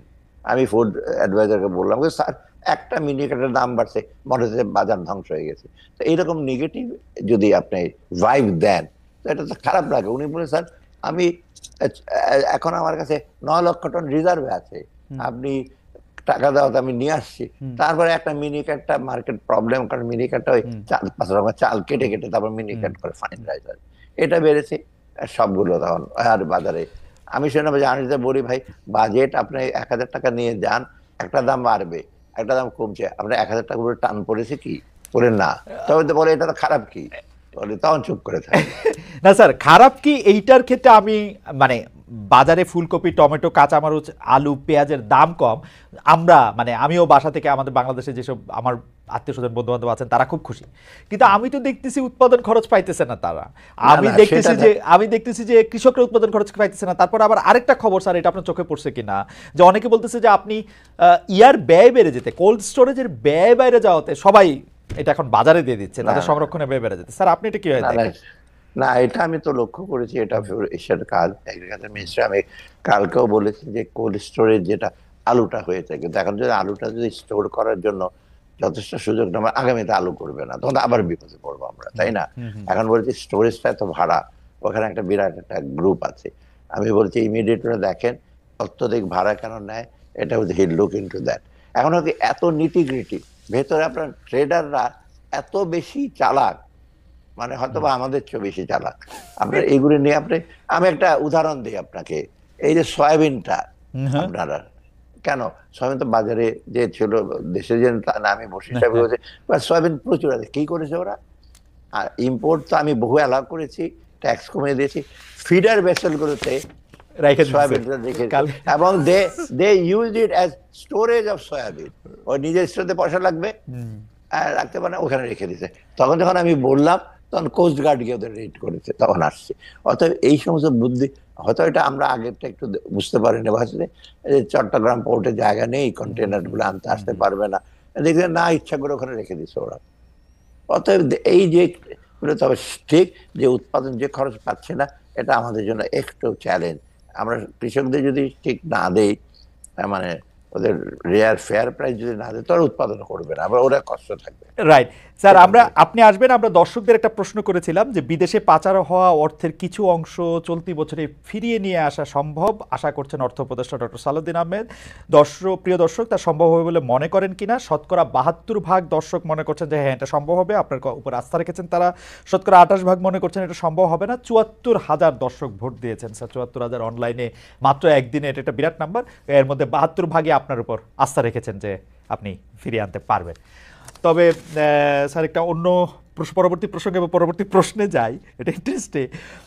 বাজারে নগদ টাকা লেনদেন বৃদ্ধি পায় ঈদের বাজারে, নতুন নোটের চাহিদাও বাড়ে ঈদ উপহারের অংশ হিসাবে, কিন্তু বাংলাদেশ ব্যাংকের কাছে থাকা নোটে বঙ্গবন্ধু শেখ মুজিবের ছবি থাকায় এবার ব্যাংকে নতুন নোট দিচ্ছে না, মুজিব বর্জনের এই অবস্থান কি সরকারের অবস্থান, নাকি সরকারও এই বিষয়কে মবকে ভয় পাচ্ছে? এটা আমি বলি, হ্যাঁ, এটা ঠিক যে এইবার এটা একটা যেটা আমাদের ভুল হয়ে, আমাদের মানে সেন্ট্রাল ব্যাংক এটা করতে পারতো কি, প্রথম থেকে ওদের নিজেদের বিচার সব তো আমরা বলে দিতে পারবো না, তাই না? এই যে ডিজাইনটা চেঞ্জ করা, এতগুলো ছবি, আমার সময় কোনো ছবি দেয় নেই, আপনি ফর স্ট্র্যাটেজিক রিজন দেয় নেই। কারণ কে বলছে কারো ছবি দিলে তখন আমি নজরুলের ছবি দেবো না কেন, একদম বলে রবীন্দ্রনাথ দেন, তা আমি বলছি কায়কে বলছে ছবি অসুবিধা দেখি, মানে আমার ছবি দরকার কি, তুমি হিস্টোরিক রিলিক্স গুলি দাও, কেউ চ্যালেঞ্জ করে, তখন কেউ চ্যালেঞ্জই করে নাই, মসজিদ মন্দির গুলি দেওয়া হয়েছে। আচ্ছা যা হোক, সে ছবিটা আসছে বঙ্গবন্ধুর ছবি, এখন এইগুলো শেষ হয়ে যাচ্ছে, ওরা ডিজাইনটা দিয়েছে অনেক পরে, এবং সেটা আমরা দ্রুত ইসে করেছি, এখন বলছে একটু সময় লাগবে। এটা নিয়ে কিন্তু প্রধান উপদেষ্টাও বেশ উষ্ণ প্রকার আমাকে সেদিন বলে এত দেরিতে আসছে কেন তোমার লোকজন, আমি বলি আমার লোকজন তো না, এটা বাংলাদেশ ব্যাংকের করে। তো আমরা ওরা 1-2 দিনের মধ্যে দিয়ে দিয়েছি, অথবা এটা সময় লাগছে, ওরা শুরু করছে এপ্রিল মাসে দিতে পারবে। কিন্তু এখন স্ট্যান্ডটা হলো, ওরা বলছে যে পুরনো টাকা কিছু আছে, পুরনো টাকা মানে নতুন টাকা পুরনো আদলে যেটা আছে ওদের 500-1000 টাকা, এটা করবো কিনা। প্রথম ওরা অ্যানাউন্স করেছিল, আমরা বললাম যে না, কারণ এই গভর্নমেন্ট আসছে, কেন তুমি ওরাই বলবে তখন তোমরা দিতে পারছো না টাকা, ওগুলো দিচ্ছে কেন, বেশিরভাগ কিন্তু অপোজ করবে এটা কেন ওই টাকা, আর লোকের একটা ধারণা নতুন টাকা দিলে ভালো হয়। তা আমি বলছি যে না, একটু শর্টেজ হোক, দরকার লোকজন ক্রেডিট কার্ড ইউজ করবে, দরকার হলে তোমরা ব্যাংকের মাধ্যমে ট্রান্সফার করবে, ইউএন কার্ডে এত ক্যাশ ট্রানজাকশন দরকার কি এত, আর নিয়ে গিয়ে লোকজনকে উপহার দেবো 500 টাকার নোট। স্যার আপনাদের যেহেতু বুদ্ধি বেশি, আপনারা আমাদের শিক্ষক, আপনারা তো সব ক্ষেত্রে একটা সলিউশনের জায়গাতে একটা কথা বলতে পারবেন স্যার, কিন্তু মানে সবই বন্ধ করে দিলে কিছু আসে যায় না, কিন্তু ঈদের সময় নতুন টাকা, এটা একটা ঐতিহ্য, একটা এটা তো আগে থেকে, এবং ঈদ তো হঠাৎ করে আসে না স্যার, মানে এ তো ঈদ নির্বাহী, ঈদ তো না না, সেটা আমি স্বীকার করবো খালেদ, যে এইটা যদি একটু আগে প্ল্যান করতো, ধরেন সেপ্টেম্বরে বা অগাস্ট সেপ্টেম্বরে গভর্নর আসছে, তখন যদি চট করে প্ল্যান করতো, এতদিন আগে আমরা জানুয়ারির দিকে টাকাটা পেতাম, এটা যেতে হতো। আসছে তো আমার কাছে ডিজাইন আসছে মাত্র ধরেন ডিসেম্বরের কত তারিখে, এবং প্রধান উপদেষ্টার সাথে সাথে 1-2 দিনে ওদেরকে ডেকেছে ডিজাইন, উনি এবার ডেকে ডিজাইনের কাম করে ওদেরটা পাঠাও আমার সামনে, আমি দিয়ে দিই। তো এবার এটা আনফরচুনেট, এবার নতুন টাকা ডিজাইনে তাহলে ব্যক্তি থাকতেছে না স্যার, তেমন কোনো ব্যক্তি থাকবে না, জি ওকে। আওয়ামী লীগ সরকারের জনরোষের একটা অন্যতম প্রধান কারণ ছিল ভারতের সঙ্গে নানা চুক্তি। ডক্টর সালাউদ্দিন আহমেদ, এটা নিশ্চয়ই আপনি জানেন, বিশেষ করে বিদ্যুৎ আমদানির মতো বিষয়। অন্তর্বর্তী সরকারের শুরুতেই সরকারের ভেতর থেকে বাইরে থেকে এই যে জুলাই আন্দোলনে অনেকেই ভারতের সঙ্গে যে এইসব চুক্তিগুলি, বিশেষ করে এই চুক্তিগুলি বাতিলের পক্ষে কথা বলছিলেন। আপনি কিন্তু ভারতের সঙ্গে প্রকল্প চালু রাখার পক্ষে শুরু থেকেই ছিলেন, যে প্রকল্প যেগুলো আছে সেগুলো চালু থাকা। এখন আবার সরকার থেকে বলা হচ্ছে আদানির বিদ্যুৎ পুরোটাই লাগবে আমাদের। ভারত আমাদের সাথে কাছে অপরিহার্য কিনা, মানে এই অন্তত বিদ্যুৎ, যেখানে আমরা বলতেছি হচ্ছে যে শেখ হাসিনা সরকার যেগুলি চুক্তি করেছিল তার বেশিরভাগই আমাদেরকে জানায় নেয়, হঠাৎ করে আমাদের লাভ বেশি দেখে নেয়। সম্প্রতি প্রধান উপদেষ্টার মুখে আমরা শুনলাম, ডক্টর মোহাম্মদ ইউনূস বিবিসি বাংলাকে বলেছেন ভারতের সঙ্গে কোনো সমস্যা নেই, সম্পর্ক চমৎকার। আপনার একটু মন্তব্য। আমি বলি, ভারতের সঙ্গে তো নেইবার হিসেবে বড়, নেইবার হিসেবে ভৌগোলিক দিকে বড়, অর্থনৈতিক দিকে অনেক বড়, এটা আমরা অ্যাভয়েড করতে পারবো না। এটা ইচ্ছা হবে যে ভারত থেকে কিছু আনবো না, ভারত কিছু দেবো না, এই অ্যাটিটিউডটা কিন্তু খুব প্র্যাকটিক্যাল না। তবে একেবারে ডিপেন্ডেন্সি যে ভারত কালকে আমরা নিতে থাকবো আর আমরা এক্সপোর্ট করবো, আমাদের এক্সপোর্টটা নানা রকম ডাম্পিং গ্রাউন্ড, এটা সেটা বলে আপনারা দেখেন রেখে রহিম আফরোজের ব্যাটারি ডাম্পিং করেছে, এগুলো করে। অতএব ওদের দিক থেকে তো ডেলিভারেটলি আপনার বেশি থেকে বাংলাদেশের মধ্যে একটা ইসে ছিল বহু আগে থেকে, এবং এখন হয়েছে রিসেন্টলি শেখ হাসিনার পতনের পরে। কিন্তু আমরা আদানি এবং রামপালও একটা চুক্তি, সেখানে ভারত কিন্তু কোম্পানি আছে জানেন, অতএব সেগুলো নিয়ে আপনার রিভিউ করছে আমরা এনার্জি থেকে, কিন্তু চুক্তিগুলো এখন আনইকুয়াল হয়েছে, আপনি আশ্চর্য হয়ে যাবেন। আদানির চুক্তির ব্যাপারে ট্যাক্স এক্সাম্পশন করে তো ঝামেলা, ওটা আর এসব চুক্তি কিন্তু একদম রিভাইজ করা যায় না, আর ডিনাই করতে পারবেন না, কারণ ইন্টারন্যাশনাল সাথে আমাদের রেটিং কমে যায়, তখন ওয়ার্ল্ড ব্যাংক IMF এডি বলে তো ভবিষ্যতে তো আমাদেরটা বলবো দিতে পারবো না, তাই না? কিন্তু স্যার আদানির চুক্তিটা নিয়ে কিন্তু দিতেছে, আদানির চুক্তি নিয়ে কিন্তু ভারতেও অনেক বেশি সমালোচনা হয়েছিল, কারণ ওরা কয়লা নিজেদের জায়গায় পুরাইয়া ওদের 3টা রাজ্যের না দিয়া তার উপর দিয়ে সেটা দেওয়া, এটা ট্যাক্স এবং ট্যারিফ ফাঁকি দেওয়ার একটা একদম স্পষ্ট। এই চুক্তিটা বাতিল করলে কি স্যার ইন্টারন্যাশনালি আমরা বড় ঝামেলায় পড়তাম? না, এটা রাজনৈতিক বিবেচনা করেছে তো, আদানি তো যে বেকিসে, হ্যাঁ। তখন ওরা বলবে যে দিচ্ছে না। এবং এই যে রামপালেরটা আমি বলি, রামপালের হুম, এমন আনইকুয়াল চুক্তি করেছে, হুম, ওরা ইকুইটি শেয়ার আছে প্রায় 49, আমাদের 51। হুম, এবং রিসেন্টলি এই যে বিলগুলো, ওদেরও কিন্তু টাকা দেওয়ার কথা, বিল পেমেন্ট হুম। ওরা না দিয়ে বাংলাদেশে বলছে তোমরা দাও না কেন। এখান থেকে আর্গু করছে তোমরাও তো 49% বিল পেমেন্টের, যে তোমরা তো টাকা, তোমরা তো ওনার, ওরা বলছে তোমরা আগে দাও। এবং না দিলে ওরা বলছে আমরা ইনভোক করবো গ্যারান্টি, তোমরা দিচ্ছ না এসে, নানা নানা রকম প্যাচ। এগুলো কিন্তু করে গেছে। আর আমি বলবো একেবারে একদম কমপ্লিটলি একেবারে রং ইসে আগের সরকার, এটা কিন্তু যে জানতো না তাও না। হুম। এবং যারা ছিল সব আমরারা, তারা সব এগুলো করেছে সবাই এটা জাস্ট পারতো, তাদের সবাই এটা পার্ট। পারতো, সবাই এটা মানে পারত। কারণ রামপাল, কোনো আদানি এই চুক্তিগুলি দেখলেই বোঝা যায় যে এটা তো আসলে সরল স্বাভাবিক দুই পক্ষের মধ্যে চুক্তি না, অনেকগুলি পক্ষ এর মধ্যে। এবং সেগুলো যদি এমন আইপিপি, ইন্ডিয়ান পাওয়ার প্রজেক্ট, হ্যাঁ, এই যে নিয়ে যাচ্ছে, হ্যাঁ, ক্যাপাসিটি চার্জ দিতে হবে, এটা আনইকুয়াল। হুম, রিসেন্টলি অবশ্য হুম, জ্বালানি মন্ত্রণালয় ক্যাপাসিটি চার্জটাকে রিভাইজ করেছে। বিদ্যুৎ উৎপাদন করে পাবে, না হলে চুপচাপ বসে থাকবে। তো অথবা কিন্তু এরা তো নিয়ে গেছে হাজার হাজার কোটি টাকা, বসে থাকলেও নিয়ে গেছে যে দিতে হবে। এই এই চুক্তিগুলো খুব আমি আমি বলি এই হ্যাঁ, প্রসঙ্গে, আমাদের এটা এত বড় একটা বার্ডেন হচ্ছে বিদ্যুৎ, যাও এবার রোজার সময় বিদ্যুৎ যাচ্ছে না, কিন্তু এর জন্য কিন্তু আমার বিরাট একটা ভর্তুকি দিতে হচ্ছে। বিশেষ করে এলএনজি আনছি, হুম, পেট্রোল আনছি, গ্যাসের স্বল্পতার কারণে এটা হয়েছে। হুম, এবং এই বাজেটে একটা বিশাল অঙ্ক কিন্তু যাবে আমার ভর্তুকি ফর জ্বালানি। হুম। সেখানে জ্বালানি মানে এলএনজি আর আপনার বিদ্যুতের এই যে ডিজেল এবং পেট্রোল আনার জন্য বিরাট না, অঙ্কটা বলবো না, এটা বিশাল। অথচ আচ্ছা, এগ্রিকালচার সেক্টরে যে সাবসিডি দেবো সেই তুলনায় কিন্তু অনেক কম, যেটা ওকে। আমাদের ভাইটাল। ওদের সারের কিসের জন্য আমি যেটা দেবো বা সেচের জন্য, এটা অনেক কম। অতএব আমাদের বাধ্য হয়ে দিতে হচ্ছে এগুলো আনইকুয়াল ইসের জন্য। আচ্ছা, আহ, কিন্তু আপনি এটা চাইলেও এটা বন্ধ করতে পারতেন না, তাই না, আদানিরটা? না, না, না, এটা এটা এটা ডিফিকাল্ট। এটা এটা আদার এটা এটা আদানি তো আমরা কিছু পেমেন্ট করা হয়নি, হুম, আদানি তো একেবারে বন্ধ করে দিয়েছে। এটা ইফেক্ট হয়েছে আমাদের সাপ্লাই তো ডেফিসিট আছে, আদানির কোল পাওয়ার এটা আমরা পাইনি। ওকে। তখন আদানিকে আমরা, ওদের বিরাট একটা ডিউ টাকা আছে, ওদের কারণে পার্সেন্ট আমরা দিচ্ছি, আচ্ছা। ওদের একটা পেমেন্ট শিডিউল নিচ্ছি, আমরা দিতে থাকবো। এবং এটা হুম। চট এখন পুরো বন্ধ করে দেওয়া যাবে না। আচ্ছা, আচ্ছা, এটা বন্ধ করে দেওয়া যাবে না। আচ্ছা, একটা ইন্টারেস্টিং জিনিস হচ্ছে যে প্রধান উপদেষ্টা প্রেস সচিব জনাব শফিকুল আলম সম্প্রতি বলেছেন এক ব্যক্তির ছেলের টিউশন ফির মাধ্যমে পাচার হয়েছে 400 কোটি টাকা। এইটা আসলে কিভাবে সম্ভব? মানে আমি নর্মালি বুঝি যে মানে 4 লাখ টাকা বিদেশে পাঠানো তো খুব মুশকিল, মানে আমার একবার দরকার হয়েছিল $4,000 নিয়ে যেতে বাড়তি, সেইটা তো মানে অনেক কাঠখড় পোড়াইতে হয়েছিল আমার, এবং পারি নাই আমি।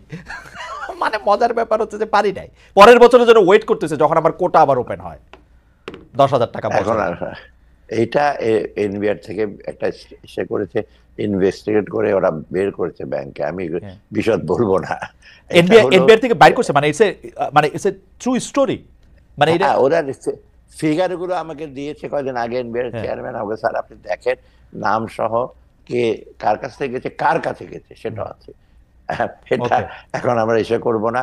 বিরাট সেটা করেছে কারণ কিভাবে, আপনি যে ট্রু স্টোরি না, কারণ আমার হ্যাঁ, ছেলে তখন আমি গভর্নমেন্টে হ্যাঁ, পড়তো এই সাথে ইউএসএ তে, হ্যাঁ, একবার আমি $3,000 বইয়ের জন্য পাঠাবো, স্ট্যান্ডার্ড চার্টার এমন রিফিউজ করবো, স্যার হবে না। হুম। তখন অ্যাজ এ গভর্নর আমাকে স্পেশাল পারমিশন নিতে হলো, নিয়ে তারপর পাঠানো, তাও সিমিলার $3,000। সিমিলার থিং, হ্যাঁ, রাইট। হ্যাঁ, কিন্তু এখন এখানে পাঠিয়েছে $1 লক্ষ, $10 লক্ষ, হুম। এগুলো কিন্তু ইউনিভার্সিটির জন্য যায় নাই। ইউনিভার্সিটির যেটা হয় কি, কিছু কিছু টিউশন ফির জন্য যায় টাকা ওকে। ডিরেক্ট ওইখানে। হ্যাঁ, হ্যাঁ, আর হ্যাঁ। কিছু কিছু তার লিভিং অ্যালাউন্স, বইয়ের অ্যালাউন্স, সেটা যে বেনিফিশিয়ারি ছাত্রের কাছে যায়, সেগুলো এখন $10 লক্ষ নিয়ে বসেছে। $10 লক্ষ বই হয়তো, কিন্তু এরকম হ্যাঁ। একটা ভাব ও, আসছে। আচ্ছা, অথবা আচ্ছা, আচ্ছা, সেটা আচ্ছা। সবটা, এবং এটা ওভার দ্য ইয়ার, এটা 1 বছর হয় না বেশ। এবং একটা সবচেয়ে বেশি ডেঞ্জারাস জিনিস হলো, এই জন্য কিন্তু স্টুডেন্টগুলো বাংলাদেশ ব্যাংকের ক্লিয়ারেন্স থাকে, বাংলাদেশ একটা ফর্ম দিতে হয়, এবং ব্যাংকগুলো এটা কমপ্লাই করে। হুম। এইসব ব্যাংকের যারা নিয়েছে সবাই ব্যাংকের চেয়ারম্যান, ডিরেক্টর, এবং এটা ধার ধারে না যে বাংলাদেশ ব্যাংকের ক্লিয়ারেন্স লাগবে। আমার ব্যাপারে আমি বললাম, স্ট্যান্ডার্ড চার্টার্ড ব্যাংক তো কারো ওন না, ইন্টারন্যাশনাল ব্যাংক, হুম। ওরা তো they are obliged to the international standard, ওরা বলছে দেবো না। কিন্তু বাকি ব্যাংকগুলো দেখেন মালিকরা যারা নিয়েছে, আমি নাম বলবো না এখন, হুম। নাম হ্যাঁ। বলা ঠিক হবে না, ওদের ব্যাংক থেকে চেয়ারম্যান সাহেব বলে যে $10,000 না, দিতে হবে, কিন্তু $1 লক্ষ। কিন্তু ওই পারে কি মানে আটলান্টিকের ওই পারে কি এটা নিতে পারবে ওরা টাকাটা, মানে একটা ইউনিভার্সিটি, বা নাকি এটা ফেক বানায় নিয়ে না, তারপর নিবে, না কি করবে? ফেক মানে সে হয়তো অ্যাকাউন্ট করেছে, আর একটা হয়তো সেই ইউনিভার্সিটির আচ্ছা নাম আচ্ছা দিয়ে আচ্ছা একটা আচ্ছা ওখানে আচ্ছা। একটা অ্যাকাউন্ট করেছে। ওখানে ধরেন ওখানে বেশিরভাগ ইউনিট ব্রাঞ্চিং, তো ধরেন হুম কিনটাকেটা শহরে হুম। আপনার ইউনিভার্সিটির অ্যাকাউন্ট আছে, সাথে আপনি আরেকটা অ্যাকাউন্ট করলেন, ইউনিভার্সিটির নাম দেখেই দেখবে তো। মানে ওকে। অনেক ফন্দি ফিকের আছে ওটাতে। মাই গড। আচ্ছা, একটা জিনিস হচ্ছে যে আমরা একটু প্রশ্ন করতে চেয়েছিলাম যে আমরা দেখেছি যে স্পেশাল একটা প্লেন পাঠানোর কথা আমরা শুনেছি যে ডক্টর মোহাম্মদ ইউনূস চীনে গিয়েছেন। আসলে আমরা একটু আপনার কাছে জানতে চাই যে ছোট করে যদি আপনি একটু বলেন চীন থেকে আমরা কি চাই আর কি পাচ্ছি, এটা যদি আমাদের একটু বলতেন যে চীন থেকে আসলে না এই মুহূর্তে আমাদের অর্থনৈতিক দিক দিয়ে, আর বাকিগুলি থাক। না, অর্থনীতিতে যেটা আমি বলি, চীনের যে কতগুলি বড় বড় প্রজেক্ট, হুম ইতিমধ্যে চীন তো একটা ওয়ান অফ দ্য বিগেস্ট ফাইন্যান্সিয়ার, এবং হুম প্রজেক্ট গুলো মোটামুটি তাড়াতাড়ি শেষ করতে। কিছু কিছু ছোটখাটো প্রজেক্ট আছে, ওদের কনসালটেন্ট এদের দেরিতে আসে, হুম এগুলো আমরা ধর্তব্যের মধ্যে রাখছি না, সেগুলো আমরা ফলো আপ করি। অর্থাৎ চিপ স্বইচ্ছা আমাদের বড় বড় কতগুলি প্রজেক্ট ফাইন্যান্স করবে। যেমন হুম কয়েকদিন আগে আমরা মংলা পোর্টে হুম একটা ইসে করবে, যেটি একটা বিরাট অঙ্কের টাকা হুম ওরা অফার করেছে। ওখানে কিন্তু ইন্ডিয়ানরা একটা করছে একটা, এবং আরেকটা হলো, থার্ড হলো বাংলাদেশি। কারণ ইন্ডিয়ান কিন্তু গত 5 বছরে চায়নাকে দিতে হবে, পারবো না, এটা একটা ওরা মেসেজ দিয়েছে। কিন্তু আমি রিসেন্টলি আমি পারচেজ কমিটি বলতে দিয়ে দাও ওদেরকে, ওরা সব ফিজিবিলিটি করেছে, সবকিছু করেছে দিয়ে। সেরকম আরো বেশ কয়েকটা চুক্তি আছে, যেমন আপনার আহ, আপনার এই যে পোর্টের হুম কিছু মংলা তো বললাম, আরো কয়েকটা হুম বেশ বড় বড় বড়। আর রিসেন্টলি আরো কয়েকটা চুক্তি হবে রোড ওয়াসার জন্য, হুম। এটার জন্য ওগুলো করবে ওরা। এবং এগুলি মোটামুটি চীনেরটা হলে কি, খুব ওদের টেকনিক্যাল স্কিল কিন্তু ভালো, রাইট। তাই না? আচ্ছা, এখানে সেটা আমি একটু কৌতূহলের কারণে আমরা দেখেছি যে আগের প্রধানমন্ত্রী সর্বশেষ চীন সফরে গিয়েছিলেন বিদেশের মধ্যে, এবং সেইখানে আসলে তাকে সফর সংক্ষিপ্ত করে একদিন আগেই তাকে চলে আসতে হয়েছিল। পররাষ্ট্রমন্ত্রী বলেছিলেন যে তার মেয়ের অসুখ সেজন্য চলে এসেছেন, পরে আবার বলেছেন যে না এমনি চলে এসেছেন। প্রধানমন্ত্রী বলছেন সাবেক যে তিনি এমনি চলে এসেছেন, কিন্তু আমরা এটাকে দেখি যে আসলে মানে কোল্ড ওয়ারের পরে কোনো একটা রাষ্ট্রে গিয়ে কেউ সফর সংক্ষিপ্ত করছে বড় একটা কারণ ছাড়া, সেটা হয় নাই। এই ব্যাপারটার মধ্যে আসলে চীনের সাথে কি বাংলাদেশে এক ধরনের দূরত্ব সৃষ্টি হয়েছিল সেই আমলে, সেটা কি এখন একটু কমেছে? না, ঠিক একেবারে যেমন পদ্মা চীনের বিরাট কন্ট্রাক্ট ছিল, যাই হুম হোক, এটা নতুন গুলো ব্যাপারে চীন দেখেছে যে ওরা, Bangladesh government is slanting towards Indian আচ্ছা। আপনার এলওসি, তাই না? হুম হুম লাইন অফ ক্রেডিট আমরা হুম দেখছি ওরা যাচ্ছে, তখন চায়নার বেশি আমাদের ক্যাপাসিটি আছে, আমাদের ইসে আছে, আমাদের তো কেউ পাচ্ছি না। ডেলিভারি বায়োলেটার লোন বা ইসে করে চায়নাকে দিয়ে দেওয়া হয়েছে, হুম চায়নাকে সরি ইন্ডিয়া। যেমন আপনার রিসেন্ট একটা এক্সাম্পল দিই, আমাদের এলওসি যেটা লাইন অফ ক্রেডিট বলে হুম ইন্ডিয়ার সাথে বেশ হুম কতগুলি প্রজেক্ট, এগুলোর প্রোগ্রেস কতগুলো এত কম, এই গত 2-3 বছর টাকা দেয় নাই, গত বছর টাকা অলমোস্ট বন্ধ। তা আমরা বলছি এইসব প্রজেক্ট রেখে আমাদের লাভ কি? অর্থাৎ এরা রিসেন্টলি একটা জয়েন্ট গ্রুপ আসছে, ইয়ারডি সেক্রেটারির সাথে বসছে, হুম আমাকে জানাচ্ছে আমরা 9টা কি 10টা প্রজেক্ট আমরা বলে দিয়েছি যে উইথড্র করো তোমরা, এগুলো আমার দরকারই নাই, হুম দরকার নাই। তো ওরা কিন্তু মহানন্দে রাজি হয়েছে। হুম রাজি হয়েছে কারণটা কি? রাজি প্রথম ওরা দিতে চায় না টাকা, এখন আর এটা তো আপনি বুঝতেই পারছেন যে বেঁচে গেছে বাংলাদেশ যখন রাজি হুম। হয়েছে, তা আমরাও না করে দিই। ওকে। অতএব এইসব ওরা কয়েকটা প্রজেক্ট, মানে 9টার মতো আমরা বলেছি আর এগুলো পার্সু করবো না, আর কয়েকটা আছে, যেমন রূপপুরে একটা ইসে আছে, আরো হুম। কয়েকটা জায়গা আছে, ওদের ওরা করুক ওটা। আচ্ছা। অতএব এখন দেখা যাচ্ছে যে আমরা ভারতের প্রতি এত আর ডিপেন্ডেন্ট না, ওকে। এবং চীন কিন্তু অলরেডি ভাবে আমাদেরকে এগুলোতে আসবে। আচ্ছা। শুধু চীন না, আমি এক্সাম্পল দিই, হ্যাঁ যেমন একটা দুইটা জায়গায় রেলওয়ে আছে, হ্যাঁ। যেটা যেটা ইন্ডিয়া করতেছে অলরেডি, তখন ওয়ার্ল্ড ব্যাংক আর এডিবি বলছে যে আমরা একটা ফিজিবিলিটি স্টাডি করব, হুম। আমার মনে একটা ওয়ার্থ প্রজেক্ট, কিন্তু ওকে। ইন্ডিয়া চলে গেছে, তখন ওরা বলছে যে এগুলো খারাপ নাই প্রজেক্টগুলো, কিন্তু ওরা তো অর্থ দেয় না, সেজন্য আমরা বন্ধ করে দিলাম। আচ্ছা, স্যার, আওয়ামী লীগ পতনের পর যারা আপনাদের নিয়ে সরকার গঠনে ভূমিকা রেখেছে, মানে আপনাদেরকে যারা ইনভাইট করে এনেছে বা আপনাদেরকে যারা অনুরোধ করে এনেছে, তাদের যারা মাঠে রাজনীতিতে সক্রিয় ছিল, তাদের মধ্যে আমরা পাল্টাপাল্টি দলগুলির মধ্যে আমরা পাল্টাপাল্টি দেখতে পাচ্ছি। কেউ বলছে চাঁদাবাজি আওয়ামী লীগ থেকে কেড়ে নিয়ে অন্য দল দখল করছে, কেউ অভিযোগ করছে কোনো দল ব্যাংক দখল করছে। আমি যে জায়গাটায় আসতে চেয়েছিলাম, এমন অভিযোগ করা হচ্ছে যে পুঁজিবাজার নিয়ে, যে এক দরবেশ গিয়ে শেয়ার বাজারের নতুন দরবেশ বা দরবেশ শাহ এসেছে, এসব বিতর্ক বা কাদা ছড়াছড়ি কেমন দেখেন? আমাদের শেয়ার বাজারের উপরে আমাদের আস্থা ফিরে এসছে কিনা এই 7 মাসে, বা ফিরে আস মানে এখনো আমি ম্যানিপুলেশন বলি, চলছে কিনা? না, মেদিনীপুরে ছাত্র এবার যেটা বললেন, অনেকেরা বলছে, হুম বিশেষ করে প্রতিপক্ষ যারা পলিটিক্যাল হুম পার্টি, ছাত্ররা কিন্তু র্যান্ডমলি এত বিরাট বিদেশে ছোটখাটো তদবির করে ওকেদের, হুম ওটা খুব একেবারে যে ইসে করবে তা না। এই যে আওয়ামী লীগ হিসেবে করতো 1000 কোটি টাকার প্রজেক্ট নিয়ে যেত, ওরা সাথে ওই ক্যাপাসিটিও নাই বা ওদের সাথে লিঙ্কেজও নাই বড় বড় ইন্ডাস্ট্রি আছে, কিন্তু অন্যান্য পলিটিক্যাল পার্টি বেশি। এখন যেটা তারা একটু তদবির, হ্যাঁ, নিয়োগ ভাতা, নিয়োগ ওগুলো ওটা হয়তো কিছুটা কিন্তু আপনি যেটা প্রশ্ন করলেন যে আপনার কি জানি ছিল সেকেন্ড ইস্যুটা যে যে পুঁজিবাজারের এক দরবেশের বদলে নতুন দরবেশ আসছে কিনা, ব্যাংকগুলি নতুন করে কোন দল দখল করতেছে কিনা।